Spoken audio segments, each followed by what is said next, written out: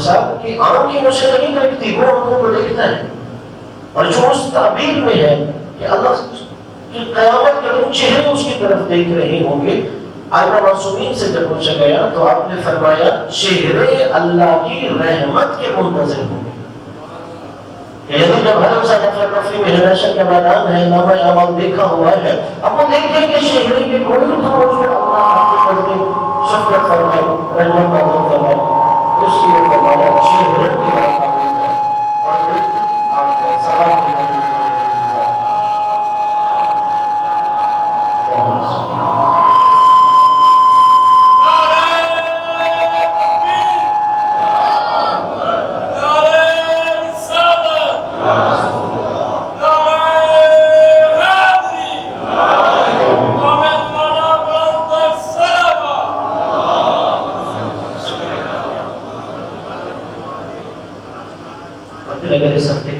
مناسبات کے حوالے سے عرض کروں.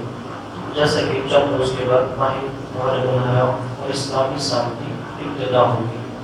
اب اس کے لیے محرم الحرام کے جب تذکرہ آئی تو ہمیں واقعہ کربلا میں امام حسین علیہ السلام کی عظیم قربانی کی یاد آتی ہے. اور اس کے لیے ہر اہل ایمان، ہر زندہ ضمیر انسان امام حسین علیہ السلام سے محبت کا اظہار کرتا ہے. اور در حقیقت یہ کوئی صرف قلبی وابستگی کی وجہ سے نہیں ہے، بلکہ یہ قرآن کا حکم ہے. وَمَن يُعَظِّمْ شَعَائِرَ اللَّهِ فَإِنَّهَا مِن تَقْوَى الْقُلُوبِ. کہ جو بھی اللہ کی نشانیوں کی، شعائر اللہ کی تعظیم کرتا ہے، یہی دلوں کی تقوی میں سے ہے. یعنی اگر انسان دلی طور پہ متقی و پرہیزگاری ہے تو اس کا مطلب ہے وہ شعائر اللہ کی نشانیوں کی تعظیم کریں گے. اور وہ شعائر اللہ میں سے جہاں بہت سی شعائر اللہ صفا مرمہ کا تذکرہ کیا گیا، مناسک حج میں اور چیزوں کا تذکرہ کیا گیا، یہ بھی شعائر اللہ ہے. اور ان سے جو عظیم مصداق ہیں بخود یہ ائمہ اہل بیت علیہ السلام شعائر اللہ ہے. کہ جو بھی ان کے ساتھ چیز منسوب ہے تو اس کی تعظیم کرنا گویا اللہ تبارک و تعالیٰ کی طرف سے تقوی الہی کے قریب ہے.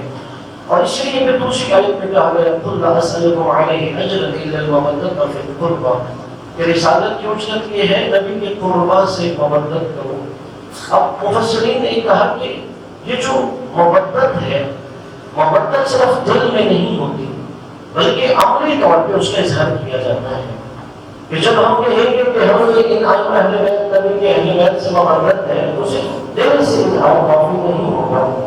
بلکہ اس کے لیے ضروری ہے کہ ہم عملی طور پہ اظہار کریں. اور ہماری محرم میں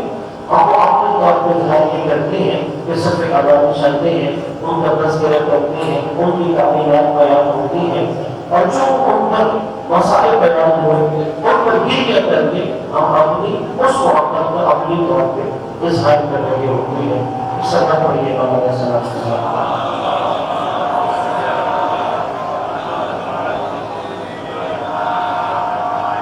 خدا نے فرمایا سورہ نساء میں لا يحب الله من جاهد بالسوء من القول الا انه ظالم. کہ اللہ ہر کوئی اس چیز کو پسند نہیں کرتا کہ علم اعلان کھلا کھلا کسی کی برائی کی جائے الا ظالم. ہاں اگر اس پہ ظلم ہوا ہے اسے یہ اجازت ہے کہ وہ کھلا کھلا ظالم کی برائی کرے. اور یہی وجہ ہے کہ جو واقعہ کربلا میں اہل بیت علیہ السلام مظلومیت کی کیفیت میں مارے جا رہے تھے، تو یہاں پر یہ قرآن کا حکم ہے کہ جو ظالم ہے اللہ الامام لوگوں نے اس کی تشہیر کرو وہ کون ہے ظالم، کون ظلم کر رہا تھا، تاکہ ظالم اور مظلوم کی شناخت ہو سکے. اور پھر یہ صرف اللہ صرف آپ اور ہم نہیں مناتے بلکہ یہ خود ائمہ اہل بیت علیہ السلام کا طریقہ ہے، ان کی سنت ہے. کہ خود امام زینب سلام اللہ علیہ نے امام حسین علیہ السلام کی مجلس وفا فرمائی. اسی طریقے اور سجاد علیہ السلام مجلس وفا کرتے تھے. امام باقر علیہ السلام نے وصیت فرمائی تھی کہ 10 سال تک میدان کے میدان میں آزاداری کا انتظام کیا جائے. خود امام صادق علیہ السلام اپنے گھر میں مجلس امام حسین علیہ السلام وفا کرتے تھے. بلکہ روایت ہے کہ ابو ہارون مغفور امام کا صحابی ہے، ابو سے نبینا تھا، وہ شاعر بھی تھا. امام علیہ السلام کے پاس آیا تو امام علیہ السلام فرماتے ابو ہارون اب شیخ حسین مجھے جب حسین کا مرثیہ سنا، اب کہتے ہیں کہ ابو ہارون مخفوف نے امام حسین علیہ السلام کا مرثیہ سنایا، تو امام صادق فرماتے ہیں ابو ہارون ایسے نہیں جیسے تو عام لوگوں کے درمیان پڑھتا ہے ایسے پڑھ کے مجھے سنا، یہ اس کے دل میں امام کی تعظیم تھی، امام کا احترام تھا، یہ اس کا لہجہ دھیما تھا، آرام سے پڑھ رہا تھا۔ امام نے کہا نہیں جیسے لوگوں کے درمیان جذباتی انداز میں مرثیہ پڑھ رہا ہوتا ہے ویسے ہی مرثیہ پڑھو۔ اور ابو ہارون کے اندر جب میں مرثیہ پڑھا تو میں نے دیکھا پردے کے پیچھے سے سادات کی خواتین کی بھی گھومنے کی آواز آ رہی ہے۔ اسی طرح امام موسیٰ کاظم علیہ السلام کے متعلق خود امام علی رضا علیہ السلام فرماتے ہیں سبق میں یہ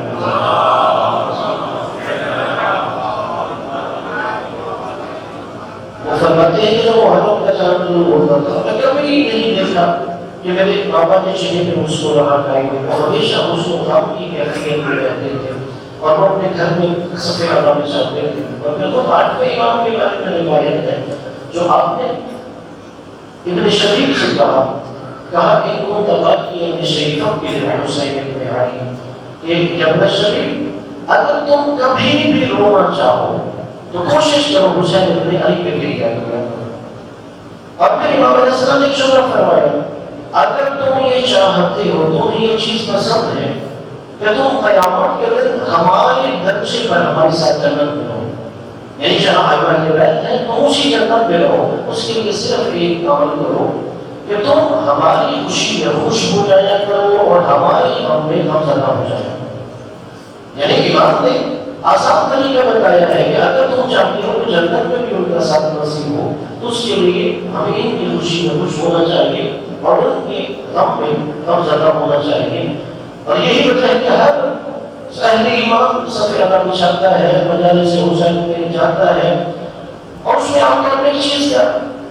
میں اظہار کر دیتا ہوں بس اپنا جب صفحہ اللہ بچھائی جاتی ہے مجلس حسین ہوتی ہے سامنے مختلف فکر کے ہوتے ہیں، مختلف نظریات کے ہوتے ہیں، مومنین بھی ہوں، اب ہر ایک کی خواہش ہوتی ہے کہ نہیں یہ خطیب یہ عالم یہ واعظ یہ ذاکر فلاں بات کرے،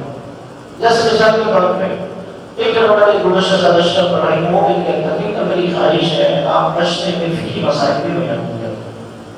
اب اس کی خواہش تھی، یہ نہیں کہ غلط ہے اچھی ہے ٹھیک ہے فقہی مسائل۔ اب ایک شخص سے بولے کہ جی آپ مجلس حسین ہیں، آپ اس کے اندر مثلا کوئی اخلاقی مسائل بیان کریں، لیکن اہم جو نقطہ یہ ہے مجلس آپ نے یہ مجلس شروع نہیں کی، میں نے جیسے کہ چوتھے امام صفحہ اللہ بچھاتے، پانچویں امام نے کہا 10 سال تک اگر ناری میلہ میں کرو، چھٹے امام نے صفحہ اللہ بچھاتے، ساتویں امام نے، آٹھویں امام نے، جب وہ مجلس حسین برپا کرتے تھے اس مجلس حسین میں کیا پڑھا جاتا ہے؟ کیا اس میں فقہی مسائل ہو جاتا ہے؟ نہیں، ائمہ اہل بیت فقہی مسائل کے لیے الگ دروس کا الگ حلقوں کا باقاعدہ انعقاد فرماتے تھے۔ امام علیہ السلام اسی طرح دیگر علوم کے لیے الگ علمی حلقوں کا انعقاد فرمایا کرتے تھے۔ جب وہ کہتے تھے نا کہ مجلس حسین میں اس میں خالصۃ اہل بیت کا ذکر ہوگا، تو لہٰذا جو مجلس حسین کا جو ائمہ اہل بیت نے بتایا کہ اس کا اجر یہ ہے، اس کا ثواب یہ ہے، تم جنت میں ہمارے درجے پر ہوگے تو ہمیں اس چیز کو بھی مد نظر رکھنا چاہیے کہ ائمہ اہل بیت علیہ السلام کس ذکر سے خوش ہوتے ہیں مجلس حسین۔ اور یقیناً جب مجلس حسین پہ جاتے ہیں انسان کا دل نرم ہو جاتا ہے، انسان تصاوت قلبی سر دلی کا شکار نہیں ہوتا۔ اسی طرح جب انسان مجلس حسین پہ جاتا ہے اس کی وہاں اخلاقی خود بخود تربیت ہوتی ہے۔ جب وہ دیکھتا ہے کہ کربلا میں اولاد کا والدین سے کیا تعلق ہے، ماں باپ کا اپنی اولاد سے کیا پیار محبت تھا، ایک بھائی کا بھائی کے ساتھ رشتہ کیسا تھا، اسی طرح ایک دوست کا دوست کے ساتھ رشتہ کیسا تھا، ایک ماننے والے کا اپنے امام اور آقا کے ساتھ رشتہ کیسا تھا، یعنی وہ صرف ایک اگر واقعہ کربلا میں ذکر امام حسین علیہ السلام اگر آپ سمجھ لیں تو انسان کی اخلاقی تربیت بھی ہو جاتی ہے اور اس کے عقائد کے بھی اصلاح ہو جاتی ہے۔ لہذا امام حسین علیہ السلام کی جو صفحہ اللہ کا جو ثواب ہے وہ ضرور حاصل کرنا چاہیے۔ اور یقیناً ہر شخص مجلس حسین میں جاتا ہے، لیکن بسا اوقات جو انسان مجالس پر کر رہا ہوتا ہے اس کے لیے کچھ سرکاری طور پر مشکلات ہو جاتی ہیں۔ حالانکہ پاکستان کا آئین ہر پاکستانی کو اپنی مذہبی آزادی کا حق دیتا ہے،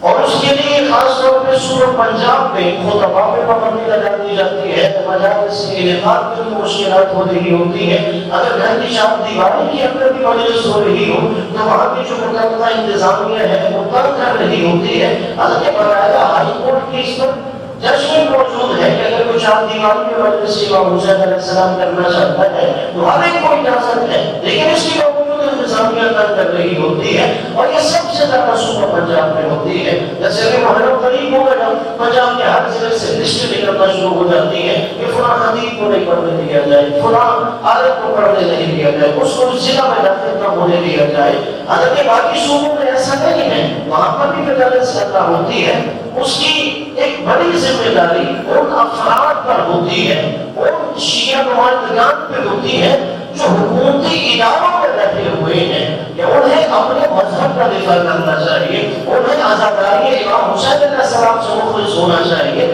اگر کہیں پر کسی عزادار کے لیے مشکلات ہیں تو ان کی یہ ذمہ داری ہے قوم کی طرف سے، وہ وہاں پر قوم اس فرد کے ساتھ کھڑے ہو، وہ جانتے ہیں کہ نہیں جانتے، اس لیے کہ آپ شیعہ کے نام پر ان اداروں میں بیٹھے ہوئے ہیں۔ لیکن افسوس کے ساتھ میں یہ بات کہوں گا، جو میں نے دیکھا ہے یہ لوگ عزاداری سے مخلص نہیں ہوتے، قوم سے مخلص نہیں ہوتے، اپنے ذاتی مفادات کے لیے قوم کو عزاداری سے غداری کر رہے ہیں، اور یہ افسوس کی بات ہوتی ہے۔ اور اس کے لیے میں حکومتی اداروں سے یہ بات کروں گا کہ یعنی آئین کی روح سے ہر پاکستان کی یہ ذمہ داری ہے کہ وہ اپنی جو بھی مذہبی عبادات ہے اس کو آزادی دی جانی چاہیے۔ اگر کوئی عزادار اپنے گھر میں چار دیواری کے اندر مجلس امام حسین علیہ السلام کر رہا ہے تو حکومتی اداروں کو مجبور کیا جائے کہ انہیں بند نہیں کیا جانا چاہیے، انہیں اس چیز کا پابند کرنا چاہیے کہ عزاداری امام حسین علیہ السلام کے راستے میں مشکلات کھڑی کرنے کی بجائے آسانیاں پیدا کرنی چاہیے۔ اس لیے کہ امام حسین علیہ السلام کا قتل کسی ایک مذہب مسئلہ سے تو نہیں ہوتا، وہ تو ہر زندہ زمین انسان کو ان سے محبت کرتا ہے، خاص طور پر اگر مسلمانوں کو لے کر جائے وہ ہمارے نبی کی نواسی ہے۔ اور اس کے مقابلے میں مساوات کے بھی کہا جاتا ہے کہ مثلا ایک مجلس ہوئی، حالانکہ اس کے مقابلے میں اگر دوسرا لکھا ہے 10 دن ہم عزاداری امام حسین علیہ السلام کرتے ہیں، اور اس کے مقابلے میں پورا سال مختلف علاقوں میں، گاؤں میں، شہر میں، تحصیلوں میں، ضلعوں میں مساجد میں خطبے دیے جاتے ہیں۔ کیا کبھی ادارے متوجہ ہوئے ہیں پورا سال ہم خطبات جمعہ میں شیعہ کے خلاف کیا ظاہر بولا جاتا ہے؟ جناب ابو طالب علیہ السلام کی کیسے توہین ہو رہی ہوتی ہے، امام زمانہ علیہ السلام ان کی عبادت کے بارے میں کیا نازلہ کلمات استعمال ہو رہے ہوتے ہیں۔ پورا سال جب ایک گاؤں کی مسجد میں ایک خطیب اہل تشیع کے خلاف بولتا رہے گا، جب 10 دن کے بعد اگر ایک شیعہ خطیب امام ابو طالب پر دلائل دیں گے تو یہی حکومتی دلال جو ہے حکومت کے ساتھ مل کے خطبہ پہ پابندیاں لگوانے ہیں۔ اور اس سے انتہائی افسوس کا مقام یہ ہے ایسے دیگر نمائندوں کو جانتا ہوں جو پیسے لے کر پابندیاں لگواتے ہیں، پیسے لے کر پابندیاں لگواتے ہیں، یعنی اس طرح سے وہ اپنے ذاتی مفادات کے حصول کے لیے قوم کے حقوق بنا رہے ہوتے ہیں۔ اور میں یہ کہوں گا شاید اس قوم کو نہیں پتا انہیں ڈرنا چاہیے مالک حسین سے، اور اپنے ساتھ کو بھی رانٹا کھانا کھانا نصیب نہیں ہوگا۔ کہ اگر تم یہ سمجھو گے کہ عزاداری سے تم غداری کرو گے، عزاداری پر پابندیاں لگواؤ گے یا امام حسین علیہ السلام کا ذکر کرنے والوں پر پابندیاں کرواؤ گے تو حکومت کے چہیتے بن جاؤ گے، تمہیں عمل دیے جائیں گے، تمہارے خاندان کو نوازا جائے گا۔ مگر یہ یاد رکھو کہ عمر کے ساتھ جو خود حسین ابن علی کے مقابلے میں صرف اس وجہ سے آ رہا تھا مجھے رہ کی حکومت مل جائے گی، میں حکومت کا چہیتا ہو جاؤں گا۔ اگر کل کا ان یزیدیوں کا طرفدار ناکام نامراد رہا ہے تو آج بھی یہی جو منافقت کا لبادہ ہوئے ہوئے ہیں انشاءاللہ ناکام نامراد رہے گا۔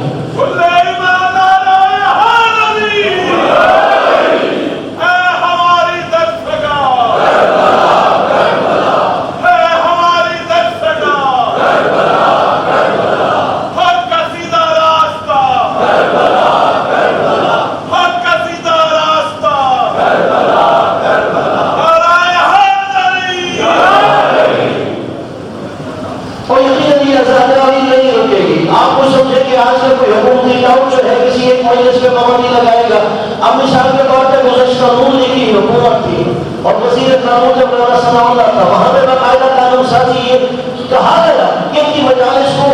دیواری کے اندر تو محدود نہیں کر سکے، جو لشکر جھنگی سے صحابہ چاہتی تھی، تو اس نے کیا کہا وزیر قانون نے کہ تم ہر طرف سے کناتے لگا کر ان کی مجلس کو ایسے محدود کر دو تاکہ نہ باہر آواز آ سکے نہ کسی باہر والے کو دیکھ سکے۔ اب حالانکہ جب اس وقت ہمارے نمائندگان تو ہم موجود تھے، آواز کو نہیں بلند کی گئی۔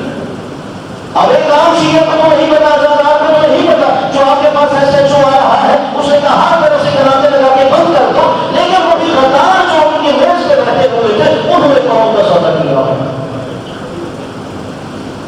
اور پھر اگر اس حوالے سے دیکھا جائے لقمہ حرام کا اثر ہوتا ہے،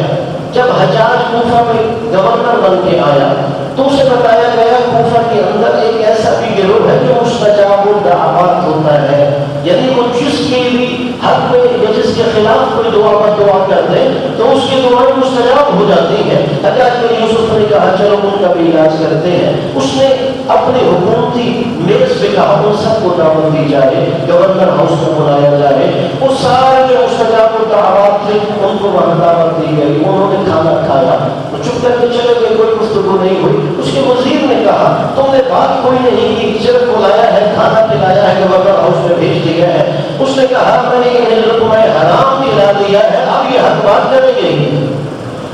اب یہ مستجاب الدعوات رہیں گے ہی نہیں۔ اور یہی وجہ ہے کہ مفتی جعفر حسین علی اللہ مقامہ جیسے لوگ جب شیعہ کی نمائندگی کر رہے ہوتے تھے اور سیاحت حق جیسا متعصب شخص جب اس نے قانون سازی کروانی تھی اور مفتی جعفر حسین صاحب کو بلوایا گیا، شیعہ اسلامی نظام کوثر کے ممبر تھے اور کہا گیا کہ اس کی رائے حکومت کے حق میں لی جانی چاہیے، مفتی جعفر حسین صاحب کو جہاز بھیجا گیا اور انہوں نے کہا نہیں میں اپنے خرچے پہ میٹنگ پہ آ جاؤں گا۔ اور جیسے ہی میٹنگ ہوئی اور وہاں پہ مفتی جعفر حسین صاحب کا جیسے ہی وقفہ ہوا، مفتی صاحب ایک طرف جا کے بیٹھ گئے اور انہوں نے اپنی ایک پوٹلی کھولی، اس کے اندر سے اپنی روٹی نکالی، کھانا کھانا شروع کر دیا۔ حکومت کو سمجھ آ گئی جو ایک روٹی کا لقمہ حکومتی دسترخوان پہ نہیں کھاتا وہ اپنی قوم کا سودا کیسے کر سکتا ہے؟ کہاں وہ لوگ جو اس کے لیے مرے جا رہے ہوتے ہیں ہمیں حکومتی لقمے نصیب ہوں اور اس کے مقابلے میں قوم کے سودے کر دیے؟ کہاں مفتی جعفر حسین صاحب جیسے اعلی اللہ مقامہ ہوئے جنہوں نے قوم کا تحفظ کیا، آزاداری کا تحفظ کیا؟ اور یقیناً اس حوالے سے ایک اور جو مثبت پیغام ہے، بروز اعتبار مینار پاکستان پر اتحاد فورم پلیٹ فارم کے تحت ایک عظیم الشان کانفرنس شہید امت کانفرنس کے نام سے منعقد ہو رہی ہے۔ آپ تمام اہل تشیع کی ذمہ داری ہے کہ آپ اس کانفرنس میں شریک ہو۔ بظاہر رہبر معظم آیت اللہ سید علی خامنہئی اعلی اللہ مقامہ کو خراج تحسین پیش کرنے کے لیے اس کانفرنس کا انعقاد کیا گیا تمام قومی اور ملی تنظیموں کی طرف سے۔ یہ ایک اچھا شگون ہے کہ تمام ملت تشیع کے سربراہان قائدین ایک پلیٹ فارم پہ جمع ہو کے تمام اہل تشیع کہ جتنے بھی عوام ہیں ان کو بلا رہے ہیں، اور یہ آپ کی ذمہ داری بنتی ہے۔ اگر دیکھا جائے شہید رہبر معظم کی شہادت کو ہمارے خلاف سال ہر سال سے پروپیگنڈا کیا جا رہا تھا، مگر ان کی ایک شہادت نے اس سارے پروپیگنڈا کو ختم کر دیا ہے۔ اہل تسنن اہل تشیع کے قریب آئی ہے، اور یقیناً یہ اشرا محرم الحرام بھی گزشتہ اشرا محرم الحرام کی طرف نہیں ہوگا کہ ہم خطباء علماء زاکرین مائزین کی بھی ذمہ داری ہے۔ اہل سنت آئیں گے، مختلف مکاتب فکر کے لوگ ہماری مجالس میں آئیں گے تاکہ پتہ تو چلے مکتب اہل بیت کیا ہے، مکتب تشیع کیا ہے، یہ کربلا سے کیا سیکھتے ہیں۔ یہاں ہر ایک کی یہ بھی ذمہ داری ہوتی ہے کہ ہر آنے والے ہوٹ کو حسین بن علی تک پہنچانا ہماری ذمہ داری ہے۔ اور اسی طرح رہبر معظم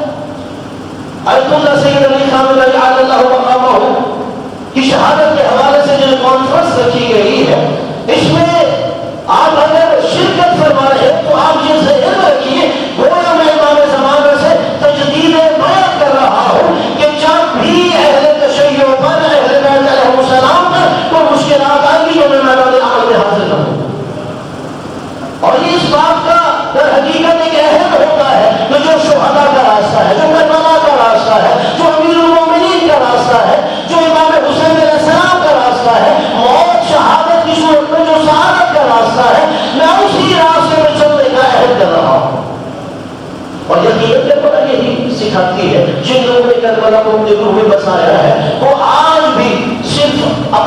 دیکھتے تک نہیں، عالمی استقبالی، عالمی جاسوسی قوتوں کے مقابلے میں کھڑے ہیں، اس لیے کہ انہوں نے یہ درس حسین ابن علی سے لیا ہے۔ اکثر آپ ایک نعرہ سنتے ہیں کہ شہید کی جو موت ہے قوم کی حیات ہے، شاید بچپن سے ہم نے یہ نعرہ سنا ہے، لیکن اگر عملی پیمانے پہ دیکھا جائے تو ایران اور امریکہ اسرائیل کی جنگ کے بعد، ان بننے والے اتحادوں کے بعد، آیت اللہ سید علی خامنہ ای اللہ مقامہ کی شہادت نے یہ بتایا ہے واقعاً جو شہید کی موت ہوتی ہے وہ قوم کو ایک نئی زندگی دیتی ہے۔